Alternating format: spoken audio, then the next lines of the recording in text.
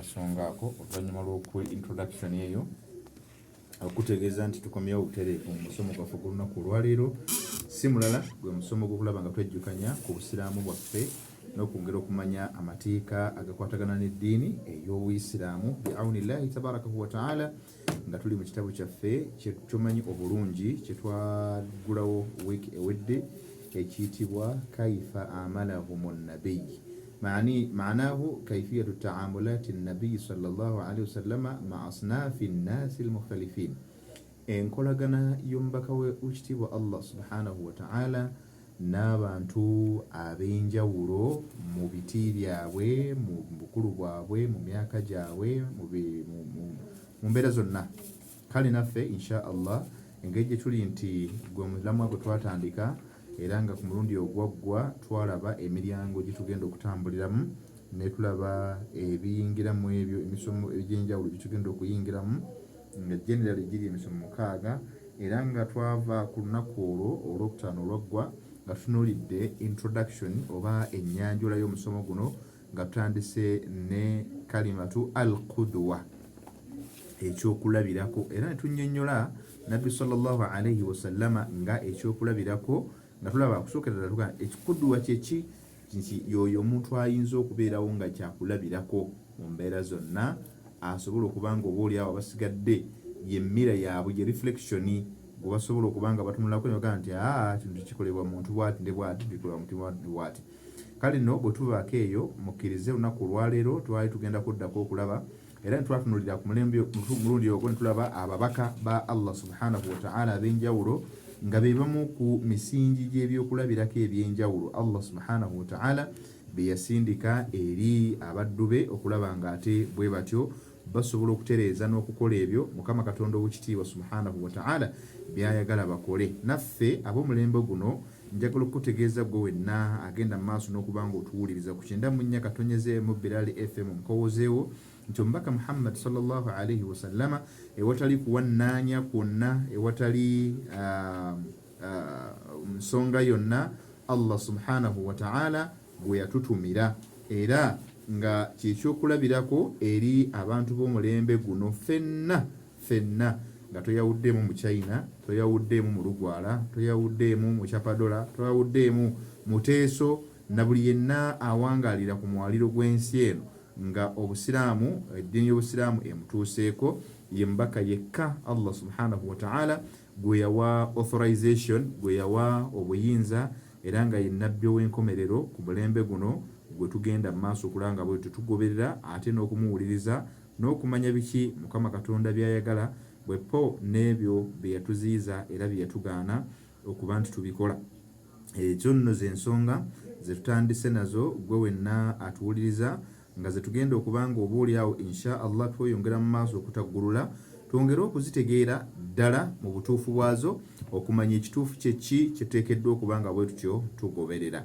Kale nno bwe guba bwe gutyo kkiriza nkwanjulira omusomo gw'olunaku olwaleero tegujja kwawukana n'ekigambo kudduwa kye twatunulira ku mundi guli wabula twongera kusimira ddala munda bwe kuba nga nabbi sallallahu alaihi wasallama kudduwa kyakulabirako ekyo Allah subhanahu wa ta'ala kye yasindika erinze naawe.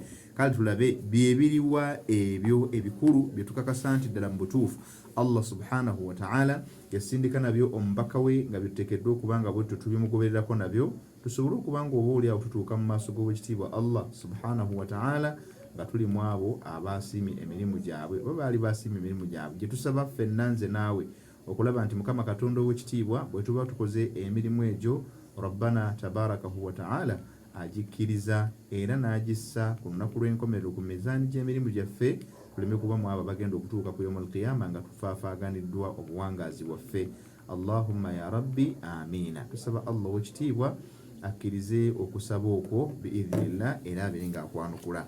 Kale nno omusomo gw'olunaku olwaleero guyitibwa agambe nti tugenda fabihudahum iqtade.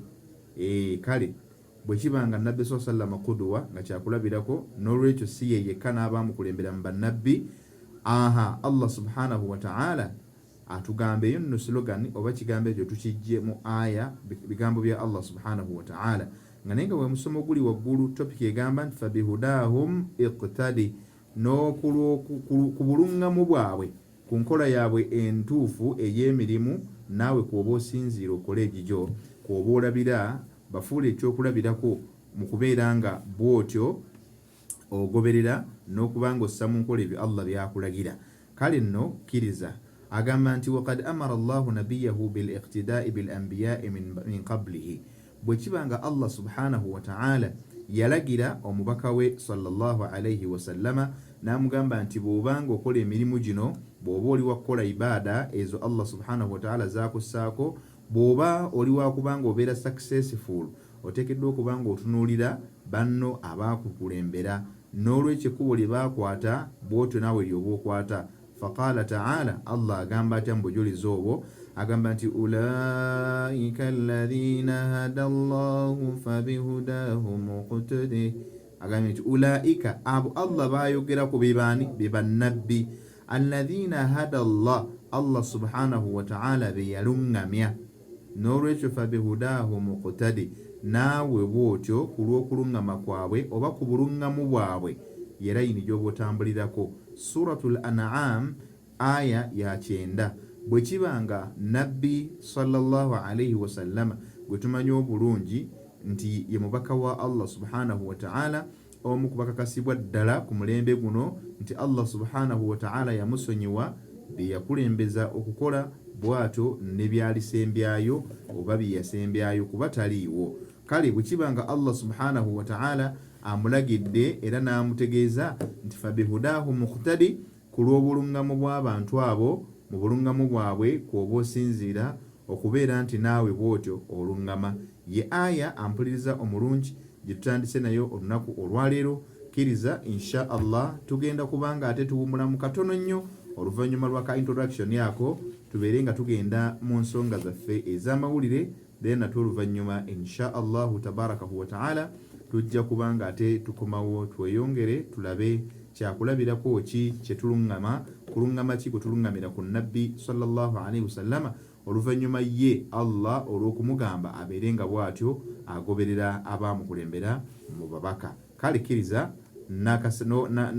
n'olwenyanjula eyo biidhnillahi tabarakahu wa ta'ala katugende mu mawulire gaffe aga essaawa essatu. Tere tuba tukomyewo ate gwe wenna tukwebaza akyekuumiddeko era tugamba nti barakallahu fikum wa jazakumullahu khair. Mweyongera okwekumirako ebingi ojja kubanga obifuna bwoti ku Bilal FM. Kkiriza nkuliseeyo mu mawulire insha Allah, ate katuddeyo obutereevu ku musomo gwaffe gwe tubadde tutambula nagwo, ate nagwo tulabe kiki kyetujjayo ku sayidi eyo insha Allah.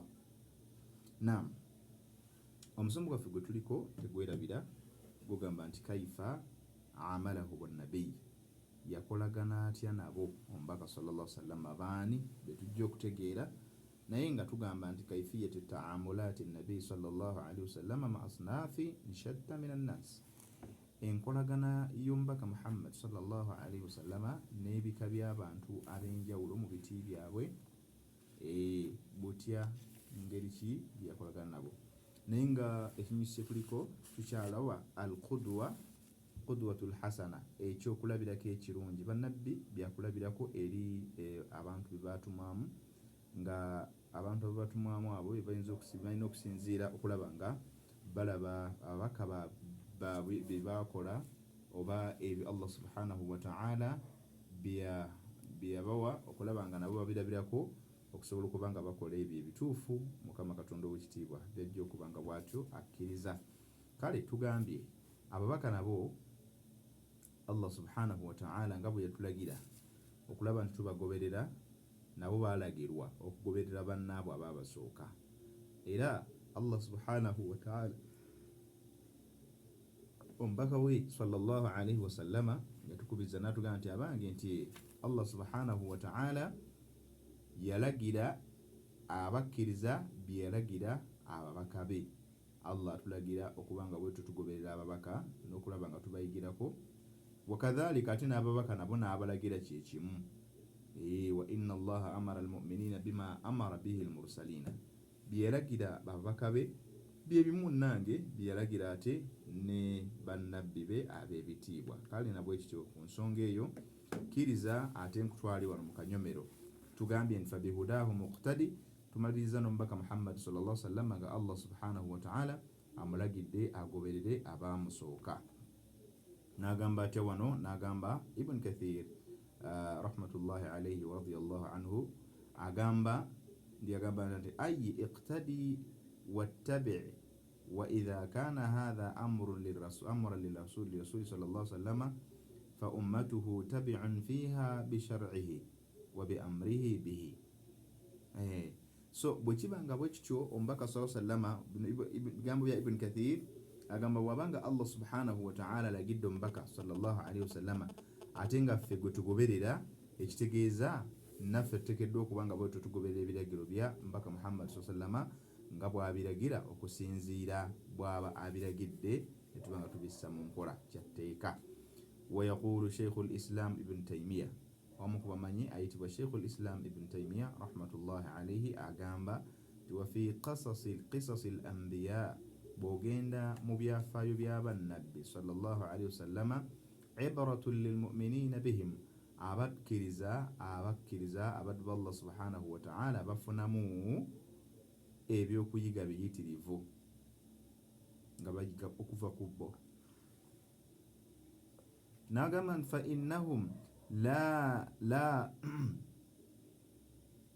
fa innahum ababaka abo aba Allah subhanahu wa ta'ala la budda an yubtalu, fa innahum la budda an yubtalu, manyagwe omukkiriza wenna agoberera ababaka bawekitiibwa Allah subhanahu wa ta'ala nti kyatteeka Allah subhanahu wa ta'ala wa kutugezesa nze naawe.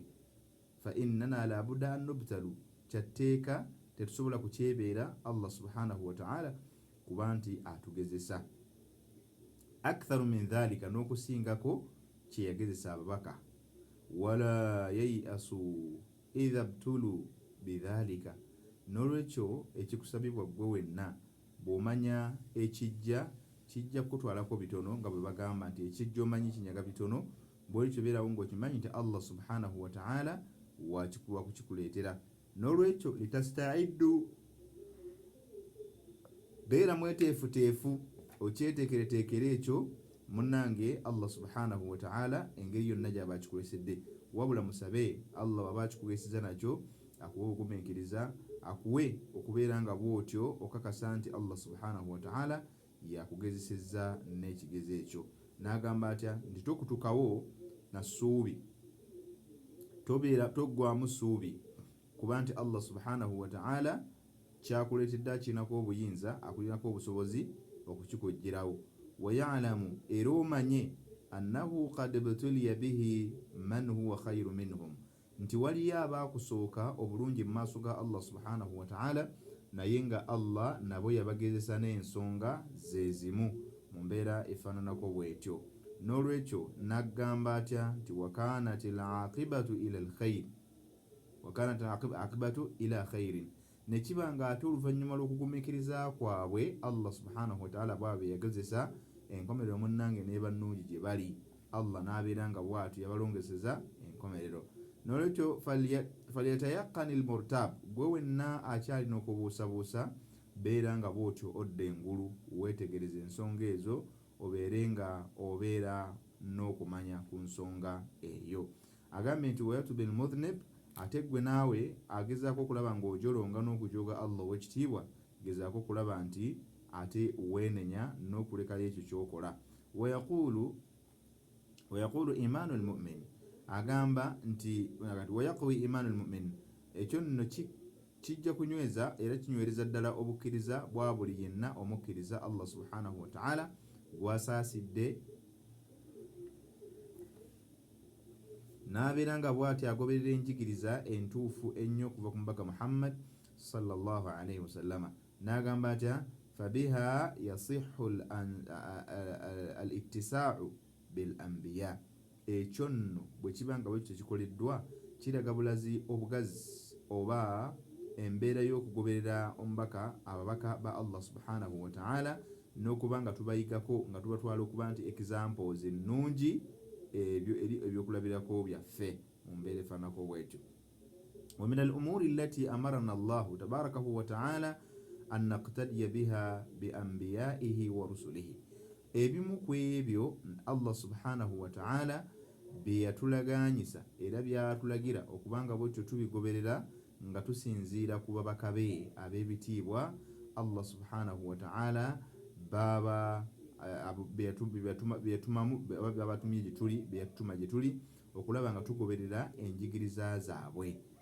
Ebyo tugenda okuba nga tunokolayo ebimu ku byo, naye nga wali tukulaze nti Allah subhanahu wa ta'ala omuntu oba ayitibwa ekyokulabirako yaani. Bw'omala okumanya ekyokulabirako nti ye gundi, kale ye naye kennyini yali alagiddwako kubaako ne bagoberera. Ekyo Allah subhanahu wa ta'ala akitulambise bulungi, n'atugaga nti ababaka be alina bangi be yamalifaalingangako. Bw'ogenda mu Qur'an ey'ekitiibwa, Allah subhanahu wa ta'ala yamulifaalinganga oba yamwolekezanga omubaka we sallallahu alaihi wasallama eri bangi mu abo baamusooka mu babaka, ngeri ki gye baali bakwatangamu ensonga zaabwe. Era n'amugamba ng'amukomandinga Allah w'ekitiibwa nti fas'alu ahla dhikri in kuntum la ta'lamuuna, munnange bw'oba waakusaba, bw'oba waakuba nti omanya kutegeera, gezaako nnyo okulaba nti obuuza ku abo Allah subhanahu wa ta'ala be yawa okumanya olubereberye. Munnange kijja kuwa okumanya kiki ekituufu ky'osaanye okugoberera naky'osaanye okuba ng'okola mu kaseera. Ebyo nno Allah subhanahu wa ta'ala abiragira ababaka mu babaka be, nga n'omubaka Muhammad sallallahu alaihi wasallama bw'atyo naye tabuzeemu. Kale katunulire ezimu ku nsonga ezo, newankubadde nga akaddeko tekali ku sayidi yaffe, wabula tujja kugezaako okulaba nga tugezaako okusobola okuba nga tunnyonnyola ebinaaba bisobose okuba nga binnyonnyolwa n'okuyiga biidhinillahi tabarakahu wa ta'ala. Ekisookera ddala Allah subhanahu wa ta'ala wanaatugamba atya mu ebyo biteekeddwa okuba nga tugoberera ababaka be, alqudwatu fi ta'ati llahi ta'ala wa ibadatihi. Babaka ba Allah subhanahu wa ta'ala bonna gwe bomanyiiko ne Qur'ani bennyonnyola betumanya 25, n'abo Allah batatunyumizaako betukakasa nti gye bali, batutegeeza nti abo Allah subhanahu wa ta'ala atutegeeza natugamba tubafuule ekyokulabirako mu kugondera n'okutya Allah subhanahu wa ta'ala wamu n'okumusinza.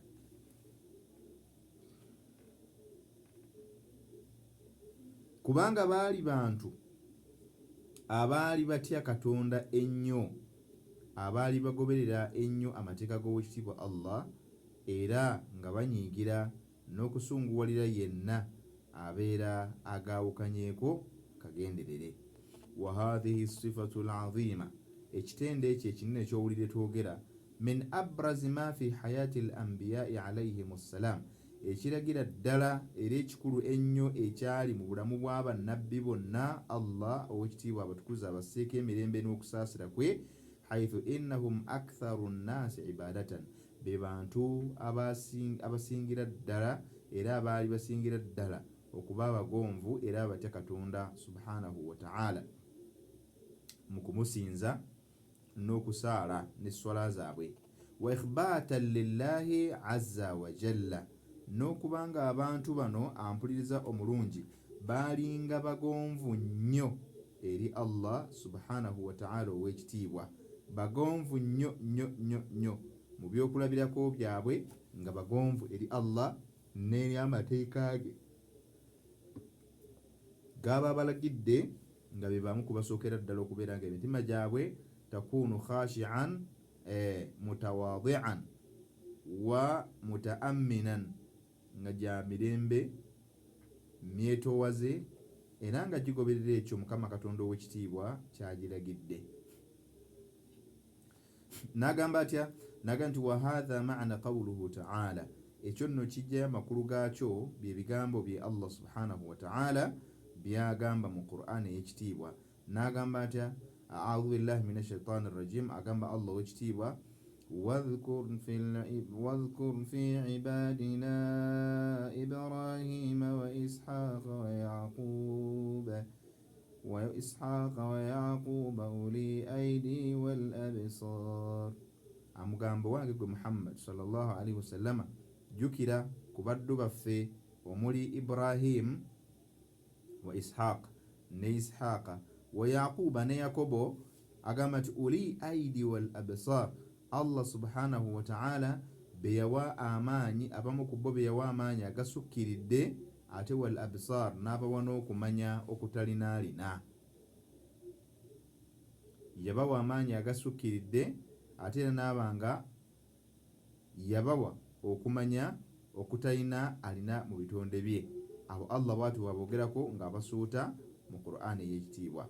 Wa an Qatadata radiyallahu anhu, bino ebigambo biva ku basahaba bannabbi ayitibwa Qatada, Allah asiime ku ye, agamba nti a'tu quwwatan fil ibada, abange tuweeyo nnyo ebiseera byaffe bingi ku nsonga ekwatagana n'okusinza awamu n'okutendereza Allah subhanahu wa ta'ala.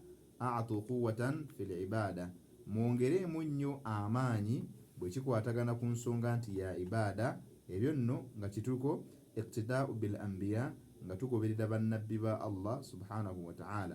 N'agamba atya, bwe tugamba nti twongedde amaanyi mu ibada, mu kukola emirimu emirungi, n'agamba nti wa basaran fi ddiini, yongerako ekyokwongera okumanya mu ddiini yo ey'Obuyisiraamu, kuba tolina bw'ogenda kugikola nga togimanyi. Yeggwe agenda okutagala enkya bakuwulire mala bukatuliki, mala bulokole, mala buseveniside, mala bukatholiki, mala nga bweyagala, kubanga kyonoonya tonnakifuna, oli stranded okumanya wawooja. Kale kitugamba nti Allah subhanahu wa ta'ala ku nsonga eyo ye yayawukana n'abanga yakutumira ababaka abatagenda kubanga butyo oluvannyuma lw'okubagoberera nti ogenda kusagaasagana, bakusange mu kulokole, bakusange mu bugundi, bakusange mu bugundi. Nedda, ojja kutebenkera wamu olw'okumanya Allah subhanahu wa ta'ala kwaba akuwadde ku nsonga efaananako bwetyo. N'olwekyo bwatugamba sahaba ayitibwa Abi Qatada an Qatada radiyallahu anhu, bwatyo wayogera Qatada. Awo nno kkiriza nga nsimbyewo wakati ku kaseera katono nnyo okujjukiza nti Al Hadiya Islamic Adult Education Center wali e Kawempe, bwe tukukowoola ne tukutegeeza nti essomero ly'oggwe omukulu weeriri ery'okusoma mu tayimu yo, naddala kusinga mu biseera by'olweggulo, jangu weewandiise osome. Okusoma okuliko n'ebbaluwa eri recognized mu ggwanga, anti ebibuuzo by'ogenda okukola era by'okola munnange bikwataganira ddala n'amasomero gonna okwetwalira eggwanga, naddala ku musingi ogwa candidates classes n'emisingi emirala gyonna tegyawukana. Jangu bw'oti obeere ng'osoma, ojja kusoma omuli Qur'an ey'ekitiibwa, jangu ogiyige. Bagisoma batya, bakwata batya, bawandiika batya, tafsiri afaanana atya, n'amateeka agagifuga ojja kubanga bw'oti obisoma. Wamu primary ey'eddiini gye bayita ibtida weeri, gwe ayagala okusoma idaadi oba giyite O level section ey'eddiini oyanirizibwa, so nga ate naawe ayagala thanawi giyite senior 6 5-6 ey'eddiini butereefu, jangu obeere nga weewandiisa osobole okuba nga ate munnange toyitwako. Kanira kankongereko, gwe ayagala okuyiga olulimi Oluwarabu naawe omulyango muggule, so nga ate kano kali special gwe ayagala okuyiga Islamic oba Rawda Nursery Teaching, okusomesa okwa nasale ey'eddiini. Insha Allah kujja kutandika mu holiday eno, gwe wenna ayeetaaga okuba ng'osoma nga minimum qualifications zijja kubeera ate ampuliriza za senior za primary 7 oba sabia ey'eddiini, gweoba ng'ogiyina from any recognized institution ojja kuba nga butereevu insha Allah ate ofuna omukisa ogwo. Kkiriza ennamba zino ngenda kuzikuwa, wona ofunye akaseera ojja kusobola okuyitako okumanya ebisingawo ku WhatsApp oba ku direct call ku 0772 8 16 8 ne 0703 33 7 9 mpozzi ne 0708 09 18 22. awo nno ojja kubanga otufuna butereevu osobole okubanga ate insha Allah munnange weefunira services ennungi insha Allah. Awo nga tuvuddewo kkiriza nga tweyongera okugenda mu maaso. Tuli ku nabbiyu sallallahu alaihi wasallama qudwatun lilmuslimina qudwatun linnaasi jamia, ekyokulabirako ne bannabbi abasigadde bonna abalagirwa okugoberera abo ababakulembera, nga naffe twalagirwa okugoberera omubaka Muhammad sallallahu alaihi wasallama nga Allah wekitiibwa bwatugamba ti laqad kana lakum fi rasulillahi uswatun hasanatun liman kana yarju llaha wal yawmal akhir, abange mulina ekyokulabirako ekirungi eri mmwe abaagala okubanga bwe mutyo musuubira okusinkana Allah subhanahu wa ta'ala era nga musuubirayo empeera ennungi eri omubaka we Muhammad sallallahu alaihi wasallama okulaba nga mumugoberera byabalagira, bwatyo nembeera nga mubissa mu nkola mu maaso g'owekitiibwa Allah subhanahu wa ta'ala mujja kubanga bwe mutyo mugobolodde. Kale nno kyekinyagala okutegeeza gwe agenda mu maaso n'okubanga ate otuwuliriza, Mukama Katonda ow'ekitiibwa akuwe obeere mu abo abagoberera ennyo enjigiriza. Onaagimanya otya? Osaanye kujja kutuula wansi kusoma awamu n'okubuuza abakuli okumpi mu bamanyi b'okakasa nti baba bakudirectinze basobola okubanga bwe batyo bakutuusa ku bulungamu insha Allahu tabarakahu wa ta'ala. Tugenze mu maaso ayituuliriza omulungi ne tugamba ebyo bigambo bibanga bwe bityo bitugambiddwa. Kyagamba nti washawahidu fi dhikri ibadati al-anbiya'i alayhim assalam kathiratu, ebigambo byonna ebikakasa era ebirambika okusinza kw'abannabbi, kubanga tugambye nti be bakulembera be batumwamu bonna mu kusinza Allah subhanahu wa ta'ala, be bakulembera. Nolwekyo betulina okujjako, betulina okuyigirako, betulina okugoberera. Bwe tutyo ne tugamba nti Allah subhanahu wa ta'ala mu bimu ku byatulambikako nga atulaga okusinza kw'abannabbi bwe nga bamusinza, agamba jalla wa ala, qala ta'ala ala lisani Ibrahima alayhi salam. Allah ayogera ebigambo bino nga abiyisa ku lulimi lwa nabbi we Ibrahim alayhi salam. Agamba atya? Nabbi Ibrahim alayhi salam agamba rabbi ij'alni muqima as-salati wa min dhurriyyati rabbi ij'alni muqima as-salati wa min dhurriyyati rabbana wa taqabbal du'a. Olaba ne Ibrahim alayhi salam asaba Allah namugamba nti ya rabbi, mukama wange Allah, ij'alni muqima as-salah, nteeka mu abo abayimirizaawo esswala, abasaaze. Nteeka mu basaaze abateerabira sswala, nteeka mu basaaze abatalagajjalira sswala, nteeka mu basaaze abayimirizaawo esswala. Rabbi, mukama wange Allah, wa min dhurriyyati, n'eri ezzadde lyange, n'eri abantu b'ennyumba yange, n'eri ab'omuntumbwe zange, mukama wange bafuule kyendi, kyenkusabye. Rabbana, ayo omulezi waffe, wa taqabbal du'a, kkiriza okusaba kwaffe, ne byonna bye tuba tukusabye obeere ng'obyanukula. Dua kitegeeza ki? Nti kyakulabirako ekisookera ddala kye tulabye ku nabbi waffe Ibrahim alayhi salam, nti munnange naawe gwe Allah gw'aluŋŋamizza, bw'obanga oli ku buluŋŋamu omuzadde wenna oba omuntu wenna ng'olinayo omuntu gw'okakasa nti tali ku buluŋŋamu, akakasibwa nti okuba atawaanyizibwa mu mbeera y'okutuukiriza amateeka ga Allah, muyambeko osobole okubanga amateeka ago gatuukiriza mu mbeera ekakasibwa ddala nti yentuufu, nga omusabira Allah amufuule ekyo kyoli ekirungi. N'agenda mu maaso nga twongera okulaba example ku nsonga y'emu, wa qawluhu ta'ala fi madhi Ismaila alayhi salam. Allah ayongera n'ayogera ng'atugamba mu kutenda nabbi we ayitibwa Ismaila alayhi salam, n'agamba atya? wa kana ya'muru ahlahu bis-salati waz-zakati wa kana 'inda rabbihi mardiya. Munnange Ismaila alayhi salam, Allah ategeeza kana ya'muru ahlahu bis-salati, yalinga alagira abantu be esswala, n'abaga nti abange mugende mutendereze Katonda. Suratu Maryamu aya 55. Abange mugende mutendereze Katonda.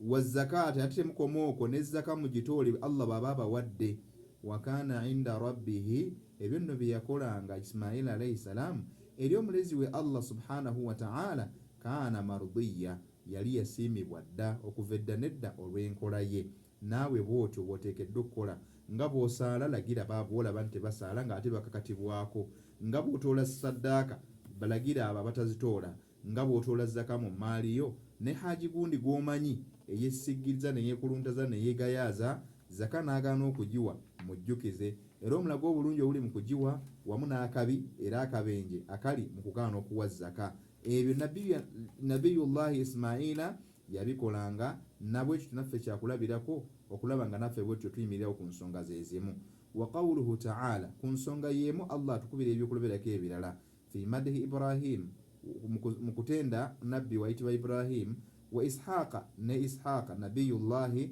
wa Yaqubu alayhimus salam ne Yaqubu nga ye nabbi mu bannabbi ba Allah subhanahu wa ta'ala ab'ekitiibwa batunyonyolako agantu waja'alnahum a'immatan Allah ategeeza bwe twogeddeko ku Ibrahim Ishaq wa Yaqub agamba nti waja'alnahum a'immatan twabafuula abakulembeze ba imaamu ebyokulabirako abakulembeze twabafuula abakulembeze ng'agamba atya waja'alnahum a'immatan yahduna bi amrina twabafuula abakulembeze abalungamya eri ebiragiro byange Allah ategeeza nti nabafuula abakulembeze abalungamya eri ebiragiro byange makulu balagira abantu okukola ebyo Allah byayagala era ne babazeeyeza ku ebyo Allah subhanahu wa ta'ala byatayagala bannabbi ba Allah bayogeddeko bakikolanga kuba tugambe betulungamirako betugoberera bwe kiba nga bakikola fanahnu min babi awla naffe bwetutyo tusaanya ate ffe twali bali tukikolera ddala n'agamba atya n'agamba nti wa auhaina ilayhim fi'la alkhairat Allah subhanahu wa ta'ala ategeeza nabo kennyini yabassaako obubaka obubalagira okubanga bakola ebyo Allah byayagala ebirungi wa iqama as-salati n'abalagira bayimirizeewo essala wa itaa az-zakati ate nga n'ezzaka nabo baali bateeka oggiwa wamu n'essadaka wa kanu lana abidina Allah ategeeza abo nno munnange kuva dda nadda baali basinza Allah subhanahu wa ta'ala kubanga era baddu be they were long time ago servants and they are servants of Allah subhanahu wa ta'ala upon his commands basinza Allah upon fulfilling the commands of Allah subhanahu wa ta'ala mukutuukiriza ne mukussa mu nkola amateeka ga Allah subhanahu wa ta'ala basaale n'olwekyo tugenda mu maaso nga tunaatera mu kuwunzika kwaffe mu budakiika obusembayo nga tulabeera ebyokulabirako ebirala mukama waffe Allah subhanahu wa ta'ala byatukubirira amma nabiyuna Muhammad sallallahu alayhi wa sallama bwe kijja ku mbaka wa Allah sallallahu alayhi wa sallama Allah agamba nti fashawahidu ala dhalika kathira tugamba nti ebyokulabirako ku mbeera y'omubaka sallallahu alayhi wa sallama nabyo biyitirivu nnyo kathiratu ibadatihi nga mwe muli okusinzaako okuyitiridde wa qawluhu fiha kathiratun jidda era n'ebigambo wa quwwatuhu fiha kathiratun jidda na obunyiikifu amaanyi ge yateekangayo okulaba ng'atuukiriza embeera y'okusinza Allah munnange mayitirivu nnyo ma annahu qad ghufira lahu ma taqaddama min dhanbi nga bitumanye ebituufu era ebikulu ddala nti nabbi sallallahu alayhi wasallama already yali yasonyibwa ebyakulembeza okukola mu byonoono era ne byalisembayo byeyasembayo ddala okukola mukama waffe Allah subhanahu wa ta'ala si wa kumubonereza era si wa kubanga akola ki nga amusimba kajojijoji w'ebiyuzo ku nsonga eyo kyavolaba atugamba nagamba annahu qad ghufira ma taqaddama min dhanbihi wa ma ta'akhkhara fa huwa alladhi qala lahu rabbuhu azza wa jalla oyo nno Allah tabarakahu wa ta'ala gwayogerako mu bigambo bye n'agamba atya n'agamba nti fa'bud rabbika wastabir alayha agamba Allah subhanahu wa ta'ala afwan wa min al-layli fasjud lahu wasabbihu laylan tawila ulira Allah amugamba gwe yasonyiwa n'amugamba nti wa min al-layli bwe kituuka ekiseera ekyekiro fasjud lahu, genda omutendereza omusinze mukama wo Allah mu swala, wasabbihu, era omutendereze mu mbeera ez'enjawulo nga mu adhikaari n'ebirala ne tasbihaati, lailan tawila, okumala ebbanga gwanvu nnyo ery'obudde obw'ekiro. Bw'atyo Allah ng'amulagira, ekitegeeza nti gwe oyinza okuba tojja kusobola okuyimirira kiro oba kutendereza Allah bbanga ddene, abantu tubadde ng'olumala layiri bwe tuti nga tuddwawo nga tugwa nga twebaka. Naye ababaka ba Allah subhanahu wa ta'ala jalla sha'nuhu bw'atyo yabagamba ng'ensonga ezo, n'abagamba nti abange mukama wammwe Allah subhanahu wa ta'ala mumutendereze, ne bwe buba budde bwa kiro mu matumbi budde mumutendereze amakulu. Era kikakasa n'ekyo Allah subhanahu wa ta'ala kyayogera nti ya ayyuhalladhina ayyuhal mudaththir qumil layla illa qalila nisfahu aw inqus minhu qalila, owange gwe Muhammad sallallahu alaihi wasallam yimirira ekiro okujjako akaseera katono koboolekayo ak'okuwummula, naye ebiseera bye ebisinga obungi beera ng'otendereza Allah. Tugambye tulabira ku bannabbi nga qudwatun hasana, ebyokulabirako ebirungi mu kusinza Allah subhanahu wa ta'ala ne mu kumutendereza, ng'ekyo tekijja ku Muhammadi yekka, wabula tukijja ku bannabbi bonna Mukama Katonda ow'ekitiibwa okusinziira ku bujulizi bw'atuwa mu Qur'an ey'ekitiibwa obutulambika nti baali basinza nnyo ba Allah. Kale naffe bwe tusaanye okubeera mu mbeera efaananako bw'etyo. Nga tuwunzika ebinaku okusoma kwaffe ku lunaku olwaleero, manya Allah subhanahu wa ta'ala ayongerera bw'atyo n'atugamba, agamba mu Qur'an, twagala mahallu shahid, fa'budhu wastabir li'ibadatihi hal ta'lamu lahu samiyya, fa'budhu wastabir li'ibadatihi hal ta'lamu lahu samiyya. Suratu Maryam aya ya 65. Allah agamba mukama wo Allah subhanahu wa ta'ala musinze, era obe mugumiikiriza mu kumusinzaako, li'ibadati mu kumusinza. Bw'obanga omusinza beera mugumiikiriza. Ibada nyingi nnyo ze twetaaga okubeera abagumiikiriza mu kuzikola. Ibada eya zaka, abantu obukodo bwe tulina n'obulyake n'obukumpanya n'obulabbayi, olaba nti omuntu Allah ne baba amuwadde n'amugamba nti jjamu 2.5 gy'oba ojjamu, alaba nga zimuluma nnyo nga tajja kutoola aziweeyo. Naye mwetaagamu obugumiikiriza, fastabir li'ibadatihi, beera mugumiikiriza mu kusinza Allah, beera mugumiikiriza mu kusaala esswala, kubanga munnange ssenyangu wali subuhi abasinga tetwagala kuva mu bikunta byaffe, wali essaawa zino abasinga twagala kuwummula, nga bw'oba omuntu twagala kutawaanya okujjako illa limu'min billah, okujjako yakkiriza Allah subhanahu wa ta'ala, wa yatawakkala alayhi haka tawakkulihi, era eyesigamira gyali mu butuufu bw'okwesigamira mutuufu esswala bwe muyitako omutima gwe guba teguteredde paka ng'amaze okusaala esswala eyo. N'olwekyo bannabbi be bantu abasinzanga Allah subhanahu wa ta'ala mu butasirisa mu bbanga lyonna mu buli kaseera konna, ng'era Allah subhanahu wa ta'ala bw'atukakasizza n'atugamba nti omubaka Muhammad sallallahu alaihi wasallam Allah tabarakahu wa ta'ala yamulagira n'amugamba nti fa'budhu wastabir li'ibadatihi, musinze mukama wo Allah sina kyekyokka munnange obeere mugumiikiriza mu kumusinza, kubanga okusinza si nsonga nnyangu. N'amubuuza nti hal ta'lamu lahu samiyya, waliyo omulala yenna guwanditegedde gw'omanyi eyenkanankana Allah amwefaananyiriza? Kalla, tugamba nedda, laisa kamithlihi shay'un, teri kimwefaananyiza Allah subhanahu wa ta'ala ow'ekitiibwa, wa huwa samiul basir, yawulira omuwulizi owa waggulu, era alaba atalinaayo ali waggulu oba amukira mu kulaba kwe. Mu mbeera efaananako bw'etyo, bw'atyo Allah subhanahu wa ta'ala bw'atunnyonnyola era bw'atutegeeza nti ne bannabbi be yabategeezanga, ng'omubaka sallallahu alaihi wasallam bwe yamutegeeza n'amugamba nti sinza Allah naye mugumiikiriza. Ibada zonna ze tukola nkukasa za bugumiikiriza, ne bwe bahijja ne bwe basawum okusiiba buba kwerakiriza, n'abeera nga bw'atyo asalawo kubanga atuukiriza amateeka ga Allah subhanahu wa ta'ala, kubanga kyekiragiro bwe kimugamba. N'ekisemberayo ddala oba oliawo tufuneyoko ku masimu ne bwe zandibadde 2 okumanya abaani abanaabaliko insha Allah, n'omusomo gwaffe okulw'okuba nga tugoberera, nga njaga kutegeeza nga mmaliriza era aya eno Allah subhanahu wa ta'ala agamba wa min al-layli fatahajjad bihi nafilatan laka asa an yab'athaka rabbuka maqaman mahmuda. Allah alagira omubaka we n'amugamba nti wa min al-layli, bwe butuuka obudde obw'ekiro nga buno n'okweyongerayo, fatahajjad bihi nafilatan laka, yimirira kum li ibadati llahi zid ala amalika, yimirira oberenga bwotyo Allah subhanahu wa ta'ala omutendereza, wazid ala amalika, era oyongere ku mirimu gyo, fil ajiri wa rafa'i darajati, mu kugongera okuba nti ofuna empeera ennene ennyo, n'okubanga bwotyo ekigero kyo n'eddaala lyo liba lya waggulu nnyo okwawukanako n'abasigadde.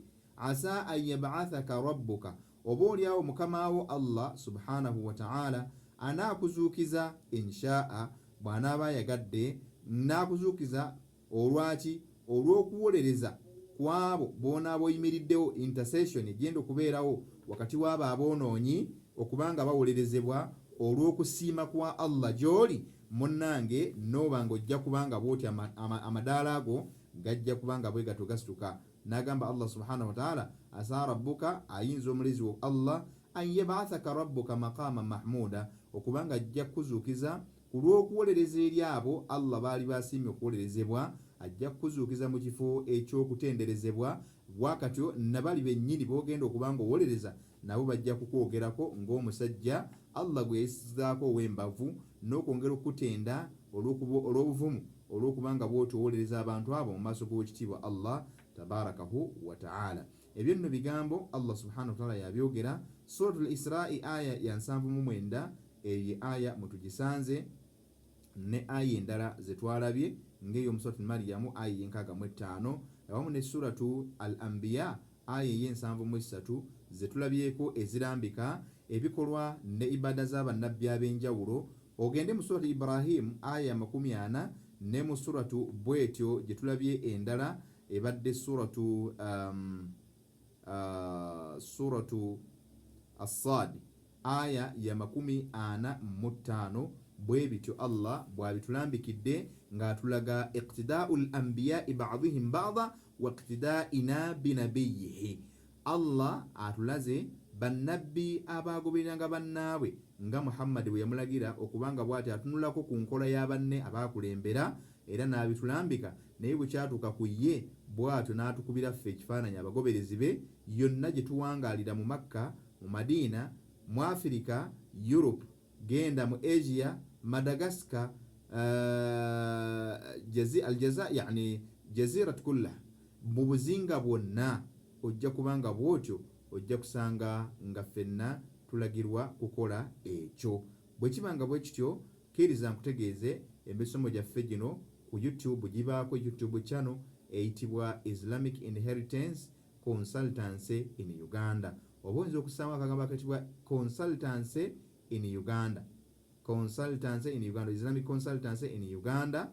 Nobeera nga bw'otyo bakulitira video zino, subscribinga obeere nga bw'otyo video yonna ebegenzeeyo osobola okubanga bw'otyo ogyerolera, n'osobola okubanga ofunamu ebyokuyiga eby'amaanyi ddala, bwepo n'okubanga obisaasaanya nga kw'otadde n'okukomentinga. Ekirowoozo kyo osobola okukiwandiikawo, oba ekibuuzo osobola okukisindika ng'oyise ku gurupu eya YouTube oba ku mukutu ogwa YouTube mu kulaba video ezo, n'okwongera okubanga ate ossaako by'oyagala.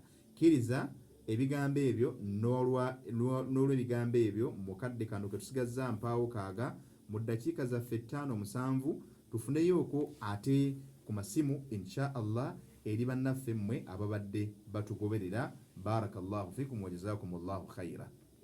Ampuliriza omulungi, genda mu maaso oyite ku namba zaffe ezimanyikiddwa ku 076816386 awamu ne ku 0708930842. Oba oyita gwe ayina ensonga yonna okusinziira ku musomo nga bwe gutambudde, oyinza okubaako ne kyoweebuuza biidhinillahi tabarakahu wa ta'ala. Yita ku 0708930842.